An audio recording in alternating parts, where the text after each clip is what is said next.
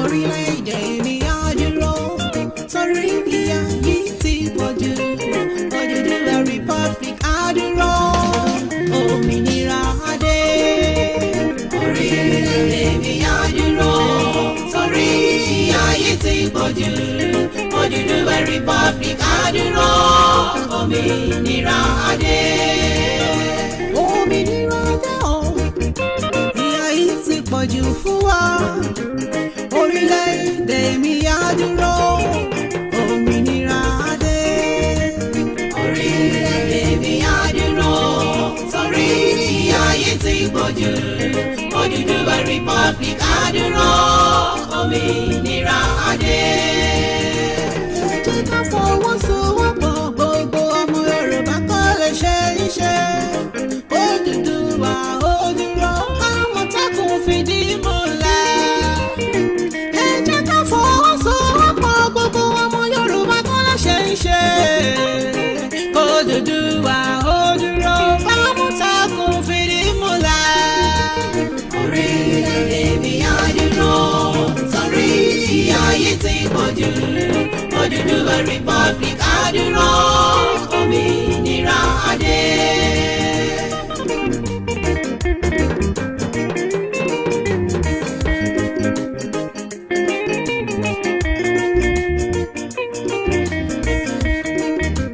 Torí mi lọ́wọ́ lọ́lọ́gún ọdún o, ọjọ́ kan ló ń tọ́ ń bá. Ìyà tó jọmọ fọjọ́ pípẹ́, kí ọ̀pọ̀ ọmọ aṣíwà lẹ́yìn ọmọ. Orílẹ̀-èdè mi á dúró torí ìyà yìí ti pọ̀jù. Odùduwà Republic á dúró, òmìnira á dé. Mo kí gbogbo ẹ̀yin àgbààgbà àti gbogbo aláàtò tí ó wà ní ìdí gbígbé àṣà àti pàápàá jùlọ gbogbo àwọn tí wọ́n ń ṣe iṣẹ́ takuntakun tí à ń rí àti ní abẹ́lẹ̀ kí orílẹ̀-èdè Odùduwà. Mo kí gbogbo wa pé àkàlẹ́ àkáàbọ̀ sórí ètò lónìí. Orílẹ̀-èdè mi ti dúró, tìyín ńkọ́? Torí ìyà yìí ti pọ̀jù. Ìyà eléyìí ti pọ̀ jù. Òmìnira á dé. Orílẹ̀-èdè mi á Johnson Lincoln, thank you so much for being part of this program tonight. Odùduwà Republic á dúró. Nigerian politicians are wicked and diabolical, demonic evil. Have no love for the citizens. Orílẹ̀-èdè mi á dúró, òmìnira á dé. Our beautiful, pelepelecious, elegant mom, Ìyà yìí ti pọ̀jù. Dayatu Muraina. Odùduwà Republic á dúró, òmìnira. Thank you so much for being part of this program tonight. Ẹ jẹ́ ká fọwọ́sowọ́pọ̀, Ẹ káàbọ̀ sórí ètò. Yorùbá kó lè ṣe iṣẹ́. Odùduwà ó dúró, Àmọ̀tẹ́kùn fìdí. Johnson Lincoln, Nigeria is not working. It will never work in 300 years time. In Nigeria now. God bless you. Yoruba nation not going back. Not negotiable. God bless you. Odùduwà Republic á dúró, òmìnira á dé.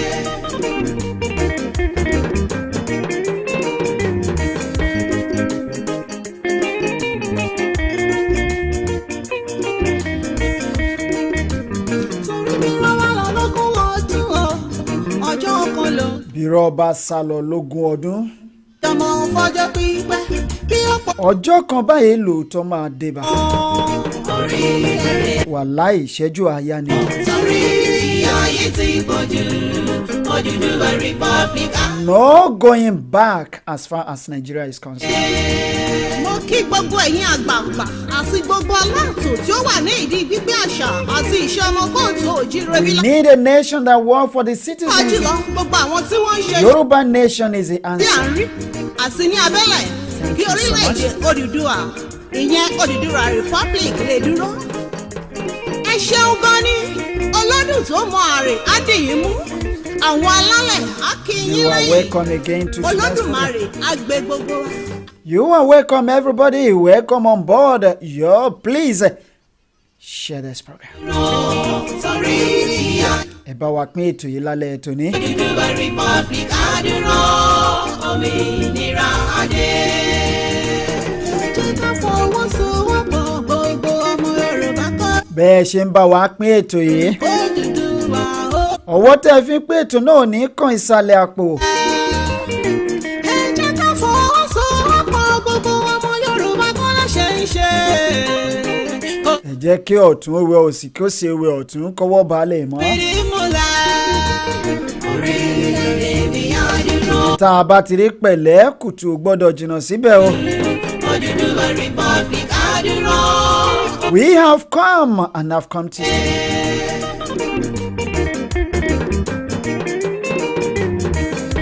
Keep sharing this program.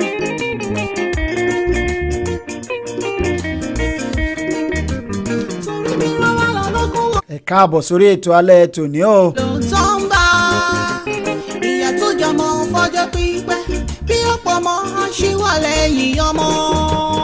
Orílẹ̀-èdè mi àdúrà. This is Ijule Media TV. Ti gbòjú Odùduwà Republic àdúrà omi. Live and direct from Istanbul, Turkey. Mo kí gbogbo ẹ̀yin àgbààgbà àti gbogbo aláàtò tí ó wà ní ìdí gbígbé àṣà àti ìṣe gbogbo ọmọ ọmọdé àti àgbàlagbà. Ní pàápàá jùlọ. Mo kí ọkùnrin, mo kí obìnrin káàbọ̀ sórí ètò lálẹ́ tòní ẹ̀yin olólùfẹ́ wa. Bí orílẹ̀-èdè Odùduwà ìyẹn Odùduwà Republic lè dúró. Ẹ ṣeun gan ni ọlọ́dún tó mọ àrè á dì yín mú. Àwọn alálẹ̀ á kí yín lẹ́yìn. Olódùmarè á gbé gbogbo àṣẹ tèdùmarè. Ẹ jẹ́ kí gbogbo wa fi ọwọ́ sowọ́pọ̀ pẹ̀lú gbígbé orílẹ̀-èdè Odùduwà kalẹ̀. Orílẹ̀-èdè Odùduwà ní ìrètí tí a ní gẹ́gẹ́ bí ìran Yorùbá láti dé ibi tí ọkàn wa ń fẹ́. Bí a bá wo ìyà tí ó ti ń jẹ àwa ìran Yorùbá bọ̀ látẹ̀yìn, a ó rí i wípé ìyà yìí pọ̀ tó bẹ́ẹ̀ tí à ń gbé ìgbé ayé ẹrú ní orílẹ̀-èdè tí a pè ní tiwa. Kò sí àǹfààní tí ó péye láti dé ibi àṣẹ ní orílẹ̀-èdè tí a pè ní tiwa yìí. Ikú ìyà, ikú ẹ̀sín, ìpakúpa ni wọ́n ń pa àwọn ọmọ Yorùbá. Ìyá tó jọmọ fógún Sọ inú ọdún. ṣe iṣẹ́ rẹ̀. Òṣì tó tọmọ fọ́gbọ̀n Kí oṣù. ọmọ ẹlẹ́rìí. Bí ò bá pọmọ yẹ kó padà lẹ́yìn ọmọ o. Ó dára bí kí ọmọ aláṣọ kí ó máa wọ àkísà. Ǹjẹ́ ó sunwọ̀n kí ọmọ onílé. Èyí tá a jẹ ìyà nílẹ̀ bàbá wa yìí Ẹ ti jẹ́ tó. kí a rò ó kí a má bàa fi ohun Ẹja padà sílé o. tí a fẹ́ jẹ́jẹ́. Kí a má ta Ilé kókó ń tágbé àjò lè dùn kó dídá ó má rè wò. sílẹ̀ ó má bàa parun. Kí ìran wa Ilé bàbá ọmọ òkè ń bọmọ lẹ́rù. sọ nípa tiwa ipe a ṣe ìwọ̀n tí a lè ṣe. Ẹ jẹ́ Ẹ máa bá wa ṣe àìtò yìí. bọ̀wọ̀ kí a dira wa mú nítorí pé àìkọ́wọ́rìn ejò Ẹ máa bá wa ṣe àìtò yìí. bí ọ̀ka bá ṣáájú tí sèbé tẹ̀lé tí paramọ́. Ẹ sọ fún àwọn ènìyàn wa o wípé a tún ti wà lórí YouTube. Kò ní sí ẹ̀dá kan tí ó lè fi igi na ọmọ ejò kankan pa. Gbogbo ẹ̀yin tẹ́ ń bá wa pé sórí ètò yìí lóòrèkóòrè. Yorùbá ni ó dára jù nínú ìwà. Ojú tẹ́ ẹ fi ń wò wá kò ní fọ́ bẹ́ẹ̀ náà létí tí ẹ fi ń gbọ́ wa kò ní di pẹ̀lú àṣẹ Ọlọ́run wa. Ìṣẹ̀dá tí ó ní ààtò ni ìṣẹ̀dá tí Elédùà fi Yorùbá ṣe. Bí ọkùnrin bá jí ní òwúrọ̀ ní ilẹ̀ kóòtù òjíire adọ̀bálẹ̀ gbaraja a kí àwọn òbí rẹ̀. Bẹ́ẹ̀ ni bí ọmọbìnrin bá jí a fi orókún méjèèjì. Àṣà àti ìṣe ilẹ̀ Yorùbá Àṣà tí ó wuyì ní kò gbọdọ̀ parẹ́ o. ká gbé àṣà wa lárugẹ. Ẹ jọ̀wọ́ gbogbo ẹ̀yin tẹ́ wà ní ìdí ètò yìí kí Odùduwà Republic ó lè dúró. Mò ń bẹ̀ yín ní orúkọ Olódùn tó máa rè. Mò ń bẹ̀ yín ní orúkọ àwọn baba ńlá wa tí wọ́n ti ṣiṣẹ́ takuntakun ṣáájú wa. Ẹ jẹ́ kí a fi inú kan ṣe é. Ẹ má jẹ́ kí a gba ìbọ̀dẹ̀ ti ara wa. Ẹ má jẹ́ kí a fi àyè sílẹ̀ fún alamí láàrin wa. Ìhàwó lẹ́yìn kọ sí ọ̀rọ̀ ilẹ̀ Odùduwà yìí. Tí a bá wá rí ẹnikẹ́ni nínú ìgbìmọ̀ yìí tí ó fẹ́ gba àbọ̀dè tí ọmọ Yorùbá tàbí tí Ẹ jẹ́ kó máa rókè láyà àti nínú ìgbìmọ̀ dídá Odùduwà Republic sílẹ̀ kírú ẹni kó máa rókè láyà tèmi. ó ẹ máa pé àṣẹ. Kó máa rókè láyà gbogbo wa. Lórí ìjà ṣànpọ̀nná ẹ pé àṣẹ. Àṣẹ. Kí ó rí ti Ọbàtálá ẹ pé àṣẹ. Àṣẹ. èṣù ọ̀dàrà onílé oríta ẹgbẹ́ àṣẹ. ẹ jẹ́ ká fi inú kan ṣe, ẹ jẹ́ ká jìjà yìí tọkàntọkàn kí àwọn alálẹ̀ kó lè fi gbogbo ọwọ́ sí i, kí wọ́n lè fi gbogbo ọkàn wọn sí i, kí wọ́n lè bá wa rin ìrìn àjò náà láṣẹ Elédùmarè. Orílẹ̀-èdè mi á dúró torí ìyà ayé ti pọ̀jù. Odùduwà Republic á dúró, òmìnira adé. Orílẹ̀-èdè mi á dúró torí ìyà ayé ti pọ̀jù. Odùduwà Republic á dúró, òmìnira adé.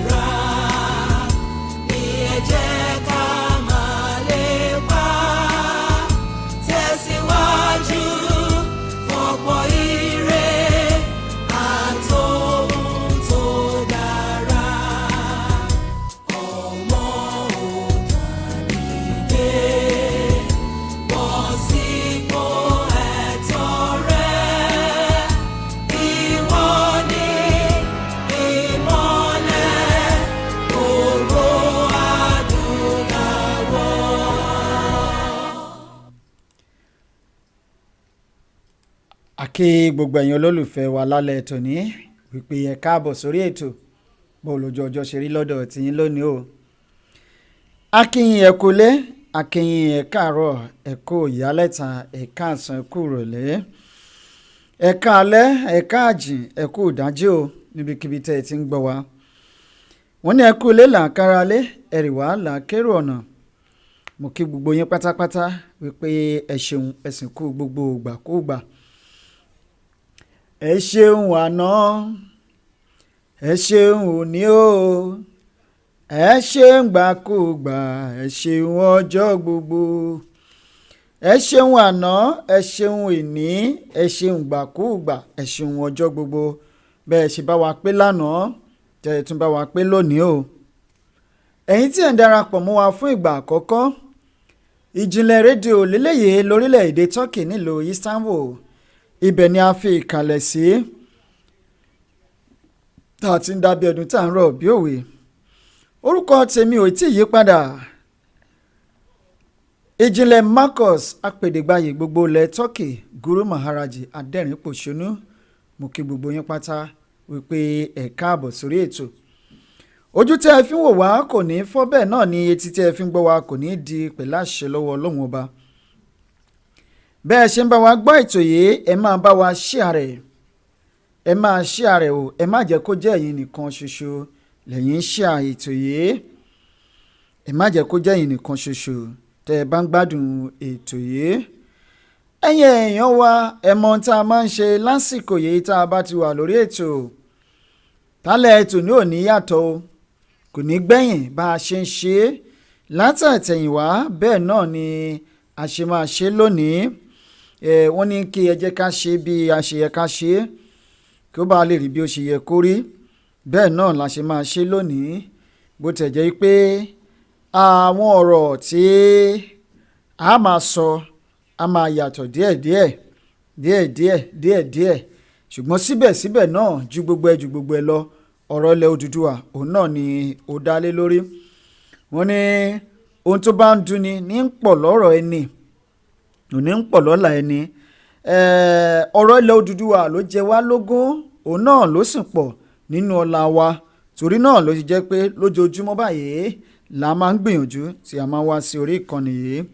ẹ ṣé gan ni ẹ̀yin tẹ́ ẹ wà lórí Facebook tí ẹ̀ ń gbọ́ ètò tó ń lọ ń bẹ̀ lọ́wọ́lọ́wọ́, àdúpẹ́ lọ́wọ́ yín. ẹ̀yin tẹ́ ẹ sì wà lórí YouTube tẹ́ ẹ̀ ń gbọ́ ètò tó ń lọ ń bẹ̀ lọ́wọ́lọ́wọ́, àdúpẹ́ lọ́wọ́ yín o. ẹ ṣeun púpọ̀.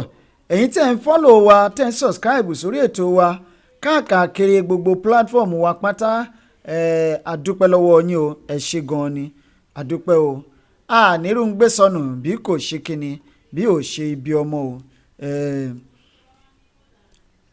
ìgbà ilé wa ò ní fọ́ bẹ́ẹ̀ náà ni àwo ilé wa ò ní fàya pẹ̀láṣẹ lọ́wọ́ ọlọ́run ọba ilẹ̀ Odùduwà tí gbogbo wa ń lépa ẹ̀dá tó bá ní àní débẹ̀ nìkan la àní débá o bẹ́ẹ̀ ni gbogbo alájọ máa délẹ̀ lérí lónìí ẹ̀yin èèyàn wa àwọn tí a fẹ́ gbéyẹ̀wò òun náà ni gẹ́gẹ́ bí ẹ ṣe rí bí àkòrí tó wà ní ojú agbágbé wípé a ò ní aṣíwájú re àbí a ní adarí re aṣíwájú nìkan la ní aṣíwájú tí a sì níyì ojú wọn ti fọ́ bẹ́ẹ̀ náà ni wọ́n sì fẹ́ máa fi ọ̀nà hàn wá torí pé bámúbámú ni mo yó èmi ò mọ̀ wípé kí ni ebi ń pa ọmọ ẹnì kọ̀ọ̀kan ṣùgbọ́n lábẹ́ àkóso bó tilẹ̀ wò kó rí àwa ti gòkè odò káfárá ó tó já o àti gòkè odò káfárá ó tó já kí wọ́n tó wí tuntun òun náà ni ó kò ẹ̀ sọ fún wọn pé kí wọ́n lọ tò tó máa sọ pé àwọn ò tò wípé àwọn sì fẹ́ máa tẹ̀síwájú ni ẹ sọ fún wọn wípé wọn ò tí ì pọ̀ tó kí wọ́n lọ pọ̀ sí i wá. ẹ máa lọ sórí Twitter wa kẹ́ lọ máa subscribe ń bẹ̀ Ìjìnlẹ̀ Media TV ẹ lọ sórí Facebook wa kẹ́ ẹ lọ máa follow wa lórí page wa ń bẹ̀ Ìjìnlẹ̀ Media TV ẹ lọ sórí Instagram àbí Instagram ni bàbá pè é àbí ẹ lọ máa subscribe síbẹ̀ ìyẹn Instagram handle ẹ ṣé gan bẹ́ẹ̀ bákan náà ni orí YouTube tá a wà yìí ẹ máa subscribe síbẹ̀ o Ìjìnlẹ̀ Media TV ẹ sọ fáwọn ènìyàn yín ẹ sọ fáwọn ènìyàn yín ẹ ṣeun púpọ̀ ẹ̀yin èèyàn wa. Kíní kan wà tí mo fẹ́ pe àkíyèsí wa sí.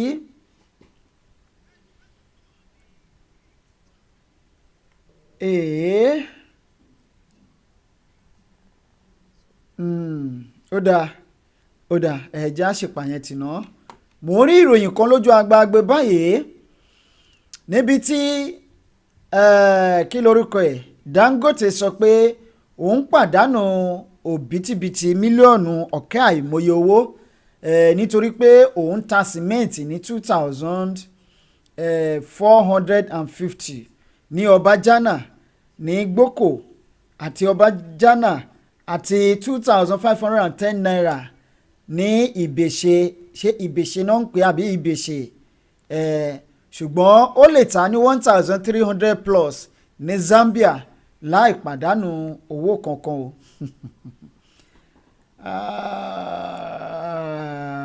Ó dáa kò sí wàhálà ẹ sọ fún ọ wípé wọ́n fẹ́ wọ́n kọ́ o wọ́n fẹ́ wọ́n kọ́ o àwa ti lọ. Mo ní tí èèyàn bá ń lo oògùn ẹ̀yin èèyàn wa bẹ́ẹ̀ èèyàn bá ń lo oògùn wọ́n máa ń pe kinní kan ní expiring date ni wọ́n ń pè é tí èèyàn bá ń lo oògùn tó bá ti expire ẹ mọ̀ wípé wọn ò lè lórú oògùn bẹ́ẹ̀ mọ́ ẹ̀dá tó bá ṣèèṣì lò ó àjẹ́ wípé ó ń kọ lẹ́tà sí ikú ọ̀sán gangan ni lóòótọ́ àwọn kan sọ wípé tí oògùn bá expire lénìí ìyá àwọn Odùsànyà Bello Bọ́lá ẹ má bínú láti Amẹ́ríkà ẹ káàbọ̀ sórí ètò wọ́n ní good afternoon to the job God bless you Father Marcus well done thank you so much ma àdúpẹ́ lọ́wọ́ yín wọ́n ní tí oògùn bá expire you can still use it within the next 6 months after the expiry date. I don't know how far it is true. Maybe it is true or not. Bẹ́ẹ̀ kọ́ táwọn kan máa ń sọ nìyẹn. But after 6 months, say èèyàn bá lò ń kọ́, káàtẹ́ ni pé okay o, you can intake it kó tó di kí 6 months tó pé. Ṣùgbọ́n lẹ́yìn 6 months ń kọ́, ẹ̀dá tó bá lò ń kọ́, àjẹpọ̀ kọ lẹ́tà sí ikú ọ̀sán gangan ni. Nigeria expired in 2014. wọ́n wá fẹ́ fi agídí wọ́n fẹ́ fi so wá pọ̀ ẹ dúró ọ̀rọ̀ Nàìjíríà ló dàbí ògiri àlàpà ṣé ẹ rí ògiri àlàpà tó bá ti lanu kò ṣeé so pọ̀ mọ́ ṣó ṣeé so pọ̀ kò ṣeé so pọ̀ ẹ bá àti ẹ̀ lọ mú amọ̀ kẹ́ ẹ ní ẹ̀ ń fi amọ̀ síbi tó lanu tẹ́ ẹ bá figi ha bó pẹ́ bóyá igi àjẹrà àdàwó lulẹ̀ náà ni ó máa padà wó ni. èèyàn tí ògiri àlàpà tí lè di ògiri àlàpà tó wá lọ ń fi okùn tó ń fi ń so ó mọ́ra ọ̀rọ̀ ẹ̀ dàbí kòkó mọ́ni àti ìyẹ́ ẹ̀ tí wọ́n ń ṣe kíni tí wọ́n ń tanra wọn jẹ bẹ́ẹ̀ gẹ́gẹ́ ló ṣe jẹ́ ọ̀rọ̀ Nàìjíríà ó tó ti expire láti 2014 bí gbogbo wa ṣe mọ̀ ọ́ sí kì í ṣe àhesọ ọ̀rọ̀ tẹnukọ́ tètè bọ̀ lè kọ́ ìrọ́kọ́ àmánéèjì ẹ̀ a lò ó fún ọdún 6 sí ọdún 7 ṣùgbọ́n wá ṣe ni láàánú wípé kò lè ṣe é tò mọ́ kò ṣe é tò mọ́ àfi tá a bá kàn fẹ́ tanra wa nìkan ṣoṣo ni. ṣé bí tí ògiri bá tẹ̀ wá lanu àwọn mọ́lémọ́lé àwọn kọ́lékọ́lé táwọn olóyìnbó ń pè ní bricklayer wọ́n lè wó apá ibi tó ti dà wó tó ti fẹ́ dà wó kán wó lulẹ̀ kán tuntun ṣùgbọ́n kàkà kí wọ́n ṣe bẹ́ẹ̀ kí ló lè máa dánrin gidi kí ó fẹnu padà fẹnu kónú ńṣe ni wọ́n lọ wá igi ọ̀gẹ̀dẹ̀ tí wọ́n fi ń gbé ògiri àlàpà tí wọ́n fi ń gbé dúró nítorí kíni nítorí ìwà jẹgúdújẹrá tiwọn nìkan ṣoṣo ṣùgbọ́n èèyàn ò ní níkà méjì kó má fi kan ṣe rẹ̀ agé lọ́wọ́ dandan ni. Nítorí náà ẹ̀yin èèyàn wa lónìí àkọlé ètò wa sọ wípé there is no leader but rulers. We have no leaders but we have leaders. Aṣíwájú àti adarí ìyàtọ̀ wà láàrin àwọn méjèèjì. Ìkan ní àfojúsùn ìkan ò láfojúsùn o. Ìkan lérò kúkúrú ìkan ní èròǹgbà rere fún àwọn ènìyàn nígbà tí ẹnìkan ò ní èròǹgbà tó dára fún àwọn ènìyàn. Ìkan wo ọjọ́ iwájú ìkan wo ọjọ́ ìní. Ìkan fi ìpìlẹ̀ rere lélẹ̀ ìkan ìpìlẹ̀ tó fi lélẹ̀ inú ikùn ẹ̀ ló wà. Gẹ́gẹ́ bí n tó ń ṣẹlẹ̀ ní location 419 lónìí. Your rulers are not interested in your well-being. They are not interested in your future. They don't prepare a better future for you. But rather, they are fighting for their selfish interest. That is a major reason we are saying no to Nigeria anymore. Ó ní Mósè wo òkun pupa tó wà níwájú rẹ̀ ó ní láti òní lọ ìwọ kì yóò rí mọ́. Wo ogun Fáráò tó wà lẹ́yìn ẹ ó ní láti òní lọ ìwọ kì yóò rí mọ́. That was how it is. As we are seeing them today, we are together today, but I can assure you that tomorrow, by the grace of God, we shall see them no more. We shall do what? We shall see them no more, because we are marching to the promised land. We have a very short period of time to get to the promised land. Thank you so much for that your message. Ìmọ́lẹ̀ Oòduà wọ́n ní ẹ kú ètò olóòtú àgbà Marcus. This message is hard for review. Okay. 20. Okay. Yusuf Ibrahim Bàbá Ìjìnlẹ̀ Marcus ẹ kú iṣẹ́ Oòduà gbè wá àmì àṣẹ Ọlọ́run ọba. Àwọn YouTube wọ́n rò pé ẹ̀yin sọ́ọ̀tì wọn síbẹ̀ ni wọ́n mọ̀ pé that's not an insult. That's our international language. It means Bàbá Ìjìnlẹ̀ Marcus, well done.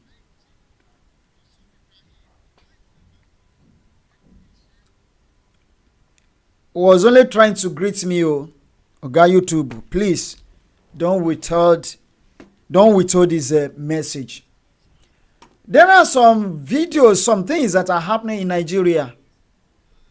Sometimes we go to the north, sometimes we go to the east, sometimes we go to the west to bring us a vital information that will help us in this agitation.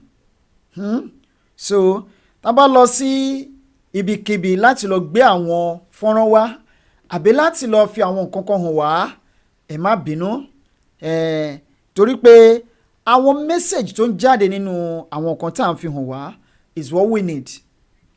The message, the information passing across to you is what you should hold on, because it is very, very important. But don't be expecting everything to be the same every day. No, sometimes I might need to divert. At times we speak 100% our language. Sometimes we try to code switch and code mix for the equation to balance. Thank you. All right. Ẹ̀yin èèyàn wa nílé, ẹ bá wa share ètò yìí lálẹ́ tòní. We have only an hour 30 minutes to spend with us, and it's almost 9 p.m. here in Turkey. We have only an hour and 30 minutes, so we have less than an hour to spend with us tonight. Ẹ jẹ́ kí àkọ́kọ́ wo fọ́nrán yìí ná.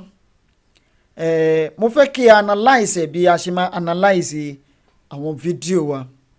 Because an issue came up last week in the eastern part of the country, where some governors, I see some governors, permit me to use that language, in the eastern part of Nigeria, organize their security men.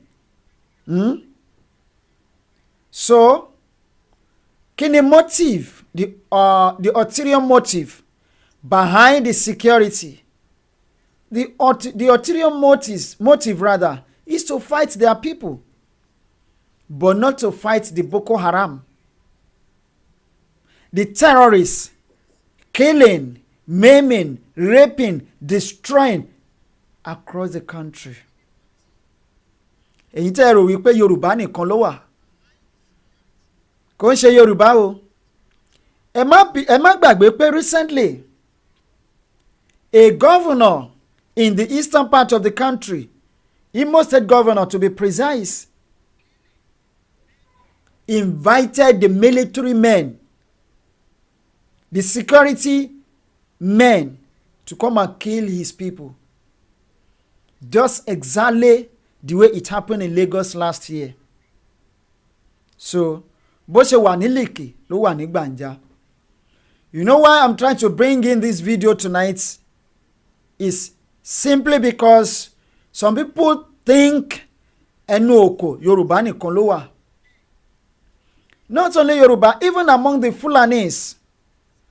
Among the Fulanis today, there are some people among them that do not support what they are doing. Though, only there are few numbers of them. But that's not where we're going. But we're trying to analyze some things. And arákùnrin tí ó ń gba 50,000 naira lọ́wọ́ Fúlàní tá a gbé wá síbí lánàá. I wanted to hold a program for him today on Facebook, but unfortunately, I was unable to do that because I wasn't at home. I just came back home this evening. Be expecting us on Facebook tomorrow while we run a program for him. Ibi tá a máa pọ́kìkí ẹ̀ dé, wọ́n ní ẹbọ ṣóṣerú, ẹbọ àjẹṣerú, ẹbọ aláròká oníkòṣerú o. A máa rò ó fájó fóṣù ayé, a máa rò ó fẹ́ mèrè oko, a rò ó fún àjẹ́ ọ̀dẹ̀. Bẹ́ẹ̀ ni, you can't just stay somewhere and be selling your people for money. This money that you are gathering today, the money you are gathering today, who will you spend it on? Where will you spend it? Nígbà tí wọ́n bá ti pa gbogbo àwọn ènìyàn, when there is nobody around you. That is why I pity our governors and some of our kings and traditional rulers today. Especially the governor of Lagos State, the governor of Oyo State, the governor of Kwara State, the governor of Kogi State, the governor of Ekiti State. I pity them a million and thousands ways or times. Why? Because they are trying to sell their people to Fulanis for their selfish interest. They are killing their people, even including the governor of Ogun State. They are killing their people on daily basis. Yet, they want to cede their land to the Fulanis. To these people that do not believe you are a human being. Reason tí mo ṣe sọ pé mo pity wọn ni because a time is coming when they will look back and say, I regret my attitude. Just like what Obasanjo is saying today. Now I know I've made mistakes. Not even a mistake. Not 1, not 2, not 3, not 4, not 5, not 6. I've made mistakes. Now when we say mistakes, it's plural in nature. It could be 2, it could be 3, it could be 1,000,000. It could be uncountable. I made mistakes. Now, don't let us live. Dìgbà tí àwa bá máa jókòó, tá máa regret the attitude wa pé àdáì none. Ọlọ́run ní jẹ́ ká gbé ìgbé ayé àdáì none. Báwo la ṣe ní gbé ìgbé ayé àdáì none? How can we live this kind of life? Ni wípé let's do the right thing. We all know the right thing to do. Ẹ má rò pé bí àwọn ará bí pé bí àwọn ò mọ̀ the right thing láti ṣe o. They know what they are doing is wrong. They know actually outrightly that what they are doing is wrong. But simply because of their selfish interest, wọ́n kàn máa overlook ẹ̀. Wọ́n máa wave aside. Kí àṣírí wọn má bàa tú. So that their secrets will not be revealed. Or may not be revealed. They don't want their secrets. They don't want to be exposed. But no matter how, kò sí nǹkan tó secret ní abẹ́ ọ̀run under the sky. Whether they like it or not. Nǹkan tí wọ́n bá ṣe lábẹ́ òrùlé lórí òrùlé ńlá tí máa gbé gbọ́ lọ́jọ́ kan láìpẹ́ láìjìnà. Tinubu kó má rò pé èyí tóun ṣe ayé ò rí, ayé kúkú rí. Wọ́n ní àwòdì òkè tó rò para ilẹ̀ òró òun. Bẹ́ẹ̀ ni kò sẹ́ni táyé ò rí, torí pé nǹkan tó ò bá ṣe nìkan láyé ò ní mọ̀. Wọ́n ní márùn lo ògùn má mọ̀. Bẹ́ẹ̀ ni o. Adéwálé Ṣàkírù wọ́n ní ẹ kú ètò sà. Oòduà gbé gbogbo wa o, àṣẹ Ìdùmarè. Thank you so much. God bless you for that your message. Kò sí ohun tí ẹ̀dá lè ṣe láyé, wọ́n ní márùn lo ògùn má wọ̀. Kò sí bó o bá rù ọrùn á wọ̀ ẹ́. Ohunkóhun tó o bá ṣe láyé kò pamọ́. Kò sí nǹkan tó ń jẹ́ ọ̀rọ̀ àṣírí. Ìdí nìyí tí wọ́n fi sọ pé friends are easy to come by, but the true ones are difficult to know, because your true ones may have their true ones elsewhere. But don't forget that the meat that has fat normally proves it on the fire. So, kò sí nǹkan tó lè ṣe láyé, máa rántí wípé ìwọ tó mọ̀ pamọ́, àwọn kan wà tí wọ́n mọ̀ wá.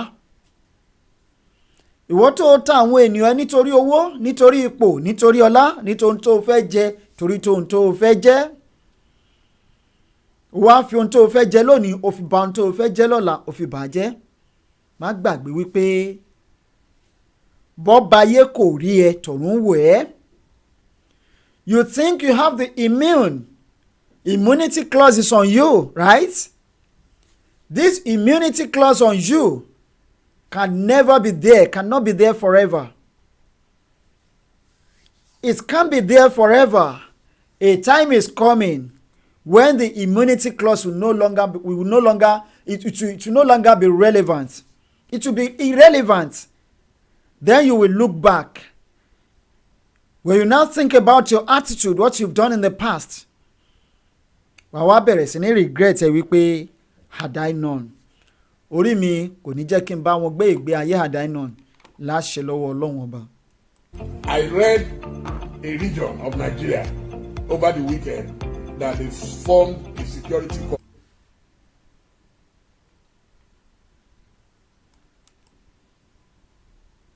In the southeast, in the south, in the north central, and all across Nigeria, you have leaders who are chicken-hearted. I read a region of Nigeria over the weekend that they formed a security committee. And what is the agenda of the security committee? I thought they would say, oh, we are going to go after bandits, we are going to go after terrorists, we are going to go after invaders, we are going to go after... Do you understand? No. Nigeria and our leaders in the southern part of the country ní èèyàn tí mo kọ́kọ́ rí in my life tó máa sọ wípé àwọn èèyàn wọn tí wọ́n ń pa ó tẹ́ àwọn lọ́rùn. Because sometimes when I just sit down, máa ń wò wípé thank you so much Sunday Tiameyo, God bless you. Emi Oladimeji, thank you so much, God bless you. Sometimes I just think about it. Ṣé àwọn people yìí ṣọ́kàn are they in top secret society?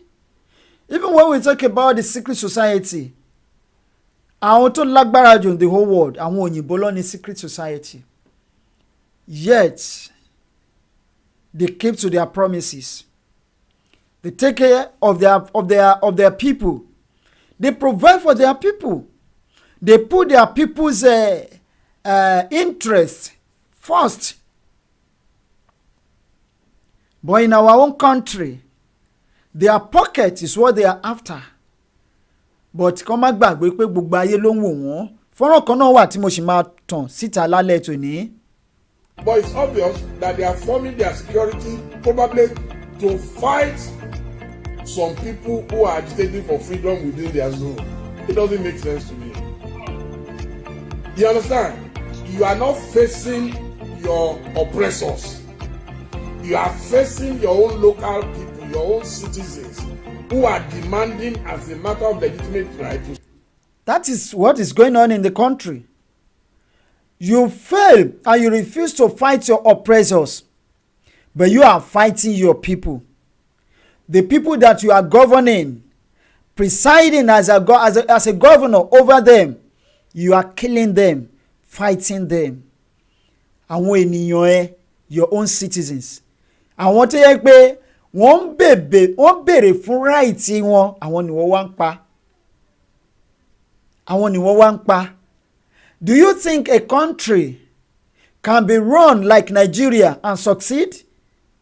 Wọ́n ò lè succeed láíláí.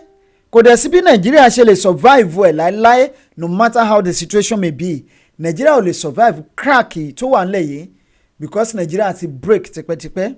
Say, look, we want freedom of association.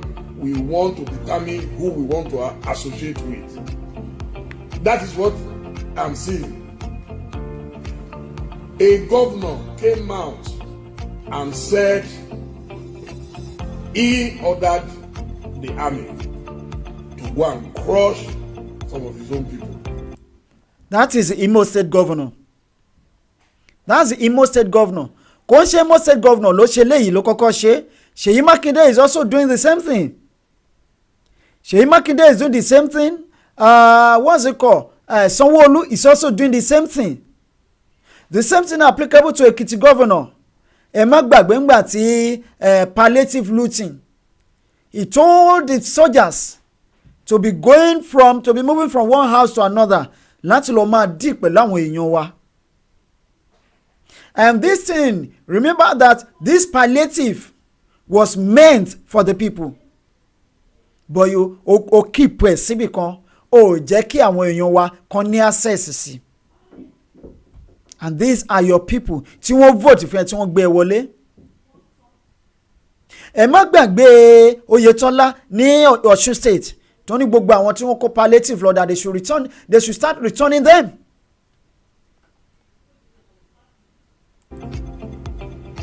So how come the people of Zamfara, the people of Niger, where people are being kidnapped daily, they are not responding in that manner? What is wrong with us in the south? I'm not saying fight government. I am saying fight whosoever makes life difficult for you. I'm not saying go and fight government. But where you now have people who are now saying we have formed our security thing and we're very loyal to the federal government of Nigeria. If the federal government is providing the security, Ejo, you won't even think about security and all that. But because the security is no good in the country, because the security is no good, there's no security in the country. That is the reason. Okay, let's defend our land, let's defend our people. Lẹ́ni tá a ṣe ń sọ̀rọ̀ yìí, wọ́n sì kidnap àwọn mẹ́ta lógun state. There was a woman tí mo come across picture lórí social media tó ní side agbègbè Oru níjẹ̀bú Òde ní Gàdá Ìjẹ̀bú Òde axis. She was going to school. She's a teacher. She was going to school. Ó dẹ̀ pàdé àwọn Fúlàní lọ́nà and she's been kidnapped. Wọ́n bèrè ransom wọ́n sìn. Now tí security bá wà, nobody will be agitating for their land. If the country is okay, nobody will be saying, okay, we want to go. Ẹ má gbàgbé populations Yugoslavia. Ẹ má gbàgbé population wọn, ẹ mọyì ọ̀nà tí wọ́n split sí. So is it a crime for us to say we want to go? It's not a crime because we have the right to secede. And the same thing is happening in this gbogbo south pátápátá mo kàn wo gbogbo governors wọn mo wo gbogbo àwọn olórí wọn gbogbo south. They are all birds of feathers. They have become slaves to Fulanis. They become slaves to the federal government, to the Fulani-led government in Nigeria.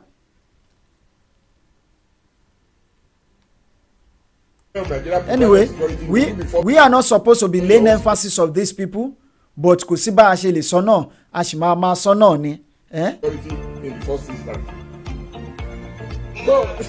So for me, let me tell you, it has become a big joke.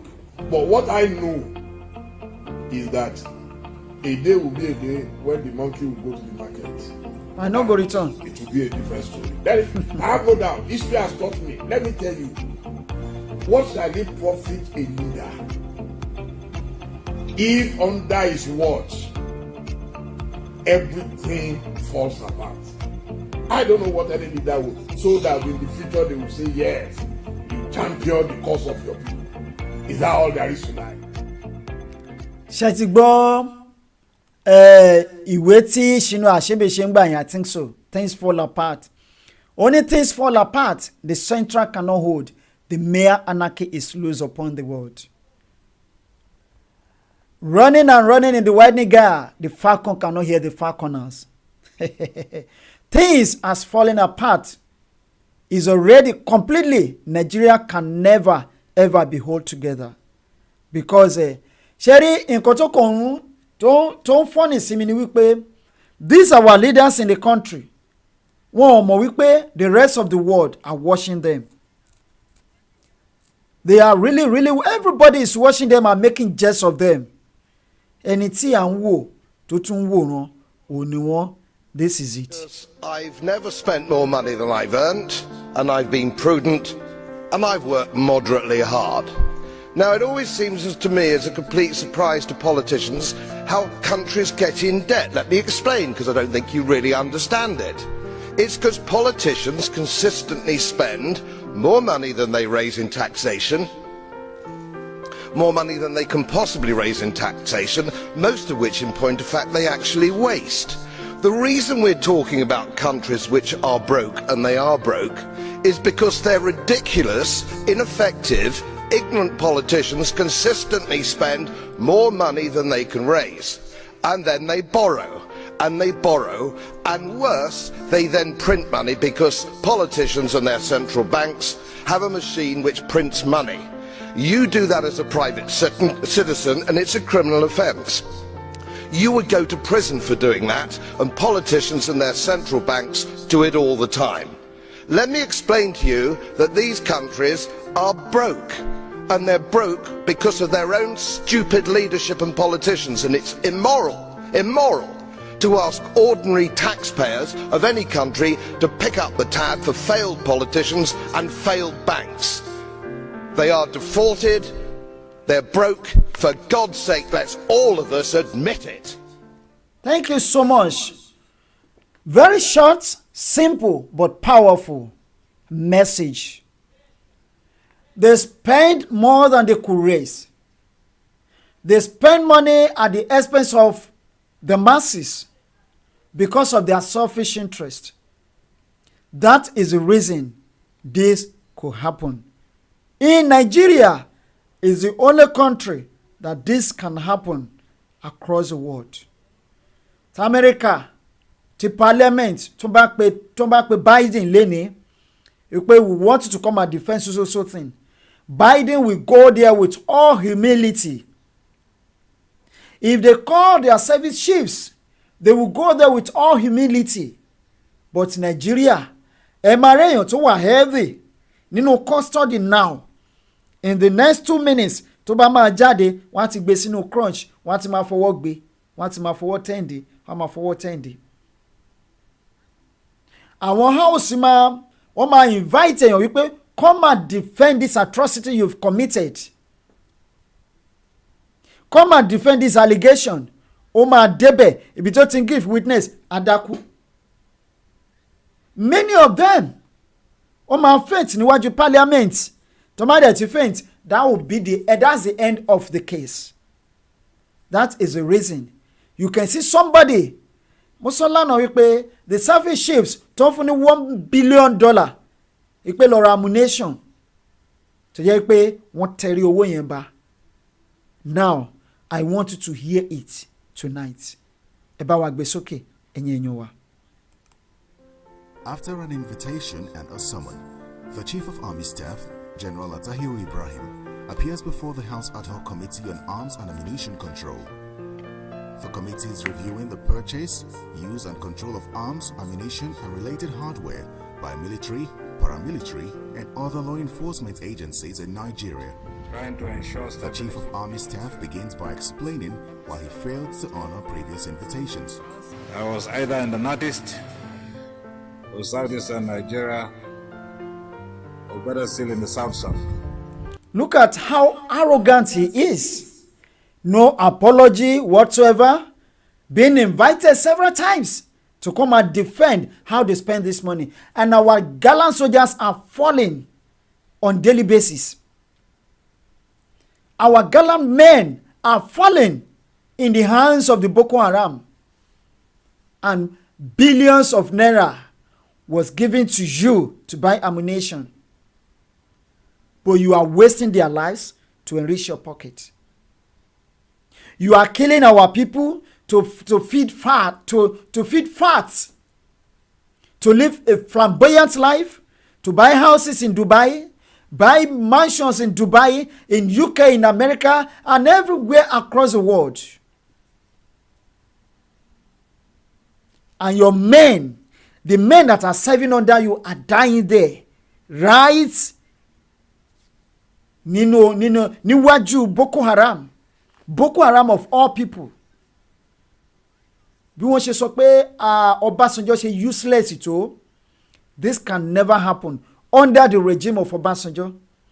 àti wipe gbogbo wọn down. They know him bó tẹ̀ jẹ́ pé useless káwọn èèyàn sọ pé useless o, but this can never ever happen under Obasanjo's administration àti wipe gbogbo wọn down. But look at how arrogant he is. No apology, nothing.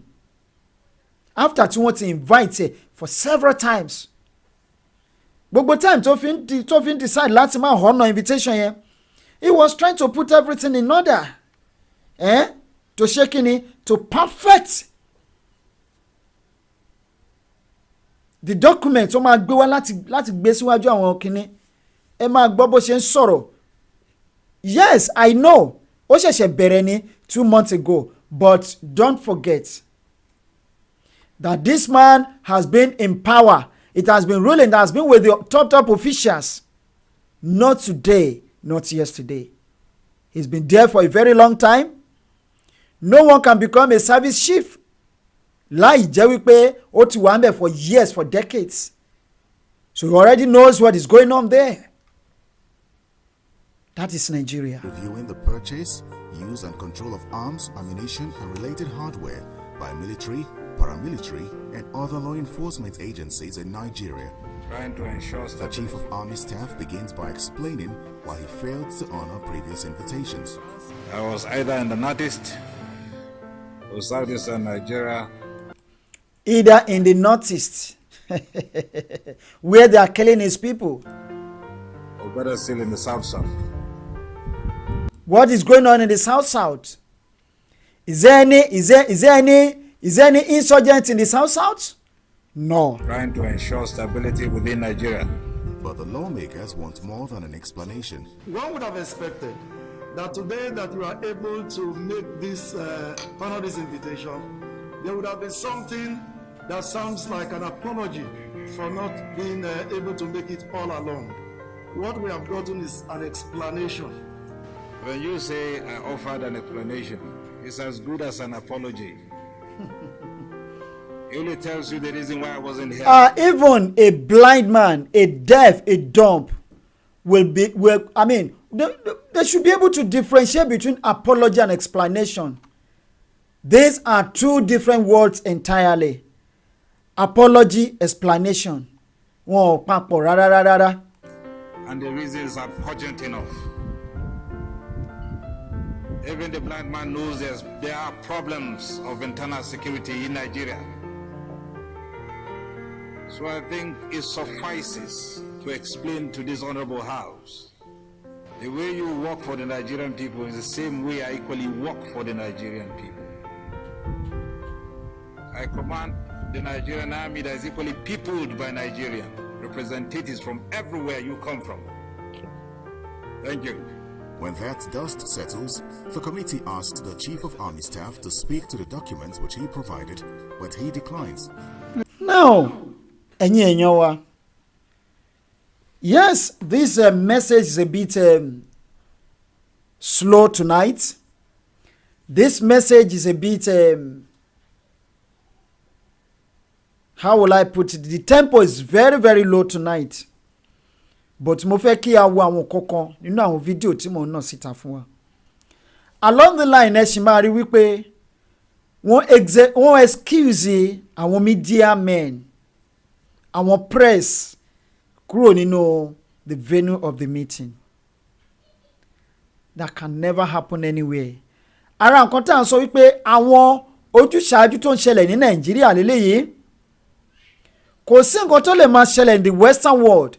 The press officials must be there. Mo ń sọ wípé after this one now, tó bá kúrò nínú kíní tó ń ṣe yìí, the next one wọ́n kàn máa sọ pé yes, àwọn ti ṣe kíní kan, you won't hear anything about it again. Ara nǹkan tá a yẹ sọ pé Nàìjíríà ò lè work. Wípé kí gbogbo wa dúró, ká kúkú máa lọ once and for all. Òǹlẹ̀lẹ́yẹ. À ń tẹnumọ́, adẹ̀sìmá máa tẹnumọ́ náà ni. Àṣìmá máa tẹnumọ́ náà ni. So, èmi kàn fẹ́ ká kàn wò briefly. Torí pé fídíò yẹn gangan, I as a person, fídíò yẹn ó run èmi nínú lọ́tọ̀, ó run èmi nínú lọ́tọ̀ yàtọ̀ gédégédé, torí pé in a country tó ní ọba tó níjòyè, tí wọ́n ní constitution, tí wọ́n ní law, tí òfin wà ń bẹ̀, àbádòfin wà ń bẹ̀ àti bẹ́ẹ̀ bẹ́ẹ̀ lọ, kiri nǹkan báyìí máa ṣẹlẹ̀. It's not supposed to be so. It's completely wrong out of it.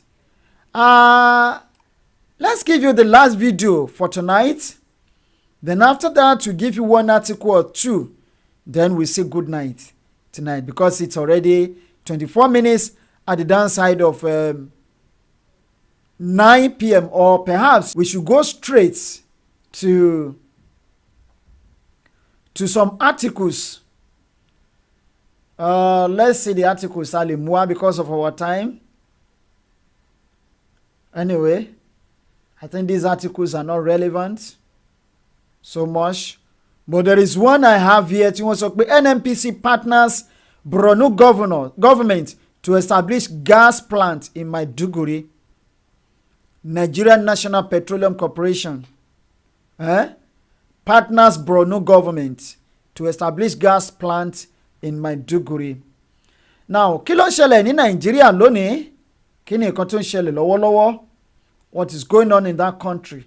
There is nothing much in the country than disillusion, misunderstanding, malappropriation, misappropriation of funds, maladministration, and whatever. So when it is 9:30, we'll be drawing the curtain on tonight's program, because we don't have much time tonight.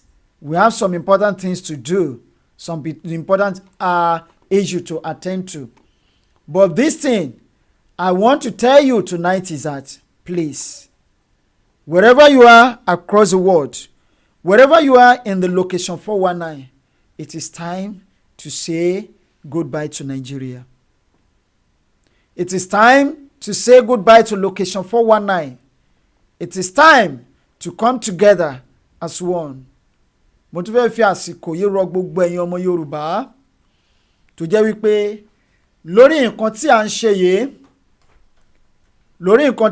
yìí, kẹ́ ẹ máa rí ìṣe pọ́kẹ́ẹ̀tì yín, torí bó ṣe wà ń lìkì ló wà ń gbàǹjà o, bó ṣe wà nínú àwọn sọ̀rọ̀sọ̀rọ̀ bẹ́ẹ̀ náà ló wà nínú àwọn tí wọ́n jàjàgbara nílé. Nǹkan tó ń ṣẹlẹ̀ tó ń bọ̀ yìí, gbogbo wa ní pátá, kì í ṣe tẹnìkan. That is the reason tí a sọ pé a fẹ́ kúrò Nàìjíríà. Ẹ̀wọ̀n pé ojoojúmọ́ la máa ń pariwo wípé nǹkan tá a fẹ́ ní Nàìjíríà, nǹkan tó ń ṣẹlẹ̀ ní Nàìjíríà yìí la láàfẹ́, tá a ṣe sọ wípé a fẹ́ gba ilẹ̀ tiwa, a fẹ́ dá dúró. But mo realize wípé gbogbo nǹkan táwọn olórí wa ń ṣe yìí, wípé lára wa gan, èyí táwa gan náà tún ṣe lọ́wọ́lọ́wọ́ báyìí ó pọ̀ jù. Yes, I'm not trying to point accusing finger on anybody or to mention anybody's name, but I am just saying the reality, what is happening in that country now. We don't want that to happen in our country anymore, and this is the time láti ṣe kíni, láti pẹ̀ka ìrókò yìí. Ẹ má gbàgbé pé Yorùbá gba kíní kan gbọ́, kí ni wọ́n ń pe kíní náà, òun ni àtúbọ̀tán. Kò sí nǹkan tẹ̀dá máa ṣe láyé tí ò látúbọ̀tán. Adẹ́ ń pariwo, à ń yányányán, à ń sọ̀sọ̀sọ̀. Síbẹ̀síbẹ̀ bá a ṣe ń gé àwọn kan lọ́wọ́ ni wọ́n ń bọ òrùka. Bá a ṣe ń gé wọn lọ́wọ́ ni wọ́n ń bọ òrùka. Wọ́n ti gbàgbé wípé ìyẹn 20 ọdún a máa jóni lọ́wọ́ o. Ẹ má rò pé bóyá ẹ̀ ń ṣe lónìí ẹ̀ mú jẹ lọ. Ẹ̀yin ẹ̀ rí ìṣe pọ́kẹ́ẹ̀tì yín nítorí ọ̀rọ̀ Odùduwà tá à ń jà fún yìí. Ẹ má gbàgbé wípé ó máa gé yín lọ́wọ́ láìpẹ́ láì jìnà. Ọ̀pọ̀lọpọ̀ ló jẹ́ pé ní tá à ń ṣe yìí, wọ́n ti fi ìmọ̀tara ẹni nìkan, ìwà ńwẹ́ra, ojú kòkòrò, tẹ̀m̀bẹ̀lẹ̀kún, olè, irọ́ pípa, ọ̀kánjúwà wọ́n ti fi ba ọ̀nà jẹ́ fún àwọn olóòótọ́ tí wọ́n fẹ́ gbé ìpìlẹ̀ rere lélẹ̀, wọ́n ti bà á jẹ́ fún wọn. ṣé nítorí nǹkan tá a fẹ́ jẹ yìí náà ni àbí torí nǹkan tá a fẹ́ jẹ? ọ̀pọ̀lọpọ̀ ni gbogbo wa ń wò lónìí gẹ́gẹ́ bí ẹni tó dúró ṣinṣin, ṣùgbọ́n tẹ́ ẹ bá lọ wo ìsàlẹ̀ ohun tí wọ́n ń ṣe nísàlẹ̀, ẹ̀yin èèyàn wa ẹ sì já bẹ̀rù Ọlọ́run. ẹ já bẹ̀rù Ọlọ́run. lóòótọ́ o lè máa ṣe káyé má rí ẹ, ṣùgbọ́n má gbàgbé pé kò sí ohun tuntun lábẹ́ ọ̀run o, kò sì sí nǹkan tó pamọ́ lábẹ́ ọ̀run. bó o ṣe ń ṣe tó rò páyé ò rí ẹ, ayé ń wò ẹ́ o. ìwọ gangan ló yẹ kó máa pè ní àwòdì òkè tó ṣe bára alẹ̀ ò rí òun. à ń wò yín o, à ń wo ìṣe yín, à ń wo bí gbogbo ẹ ṣe ń lọ. ẹ̀já wa wò wípé ọjọ́ tí àṣírí bá máa tú, gbogbo ohun tẹ́ ẹ sì ti lè fi jóná, gbogbo ibi tẹ́ ẹ ní ìdè lẹ máa tẹ́ dé o. mo mọ̀ wípé a máa gbalẹ̀ Odùduwà, kò sí bí atrocity náà ṣe lè pọ̀ tó, a máa gbalẹ̀ Odùduwà, kò sí ẹ̀dá kan tó lè ṣe é. ṣùgbọ́n má gbàgbé pé dùgbẹ̀dùgbẹ̀ tó mì lókè yìí ó dàbí ọ̀run ń yabọ̀ ni, kò kì í ṣọ̀rọ̀ ẹnìkan, gbogbo wa pátápátá náà ló máa yaba. àtẹ̀yìn tó wà nílé o, àtẹ̀yìn tó wà lóko o, àtẹ̀yìn tó wà lẹ́yìn odi, àtẹ̀yìn tó wà lẹ́yìn odò, tó wà lọ́nà odò, àtàbàrà alé àtàbàrà oko. ibi tá à ń lọ yìí, iṣẹ́ tá à ń ṣe yìí, ibùdókọ̀ tá à ń lọ, ibùsọ̀wọ̀ àtẹ̀búté tá à ń forí lé, kò tó nǹkan kan, kò yẹ kó ná wa lóògùn rárá tá a máa fi débẹ̀. ṣùgbọ́n ọ̀pọ̀lọpọ̀ èèyàn lè pé tá a bá ṣe ń fà sókè ni wọ́n ń fà wálẹ̀. à ń bú àwọn olórí, à ń bú àwọn olórí, à ń bú àwọn aṣíwájú, à ń nàka àbùkù sí wọn wípé ohun tí wọ́n ń ṣe wọn ò ṣe dáadáa. àwa tá a wá jẹ́ èrò ẹ̀yìn ń kọ́, tá a jára àlú, púpọ̀ nù wa yìí táwa ń ṣe gan ló ń jòun o. tẹ́ ẹ bá wo nǹkan míì táwọn ẹlòmíì ń ṣe, ó burú jáì débi wípé ẹ fẹ́ lè gbé wọn kẹ́ ẹ sòkúta mọ́ wọn lọ́rùn, kẹ́ ẹ sọ wọ́n sínú òkun, kẹ́ ẹ wá fi ṣọmọ ẹja lóore. ṣùgbọ́n ẹja wá jókòó lónìí o, òní sì lọ́jọ́ àtúnṣe o. ẹ má wò pé ayé ò rí wa lónìí, àbí ayé ń wò wá wọn ò tí ì sọ̀rọ̀. má gbàgbé tó o bá rò pé òun ṣe òun mú lọ, òun mú jẹ lọ, ìyà ò tí ì ṣetán àti mú, ìyà sì ń fi nǹkan panu ni. torí ńgbà tó bá yá tí àyè bá dé, ìwọ nìkan ló máa jẹ léyìí tó jù ń bẹ o. kò ní jù bẹ́ẹ̀ lọ lónìí, ẹ̀yin èèyàn wa, ẹ̀já pàdé lọ́la láṣẹ lọ́wọ́ Ọlọ́run ọba. tó bá di ọ̀la, ká fi ayọ̀ àti ìdùnnú àti àlàáfíà ká fi pàdé o. ṣùgbọ́n títí di ìgbà náà ńkọ́, ẹ̀yin olólùfẹ́ wa, ẹ jẹ́ kí a máa ká sùn re ká jí láyọ̀, ká sùn láyọ̀ ká jí láyọ̀. ẹ má bínú ẹnu mi àgò, ẹ̀yin tẹ́ ẹ wà lẹ́nu iṣẹ́ ẹ máa yáṣẹ́ o. ó dàbọ̀.